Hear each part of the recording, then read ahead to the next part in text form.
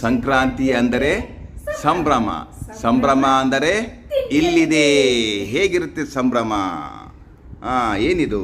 ಭತ್ತ, ಹಾ, ಎಳ್ಳು ಪುಡಿ, ಹಾ, ಎಣ್ಣೆಗಾಯಿ, ಟೊಮೆಟೊಕಾಯಿ ಚಟ್ನಿ, ಬೆಣ್ಣೆ, ಅಗಸಿ ಪುಡಿ, ಕಡಲೆ ಪುಡಿ, ಶೇಂಗಾ ಪುಡಿ, ಮೆಣಸಿನ್ಕಾಯಿ ಪುಡಿ. ಇಷ್ಟೊಂದು ಐಟಮ್ಸು ಜೊತೆಗೆ ಏನ್ ತಿನ್ಬೇಕು? ಮೆತ್ತನ್ ರೊಟ್ಟಿ.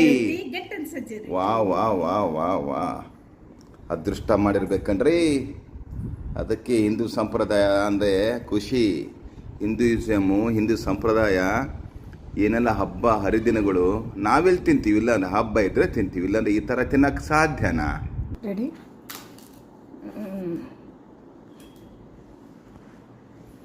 ಇದರಿಂದ ಏನು ಅನಿಸುತ್ತೆ ಗೊತ್ತಾ?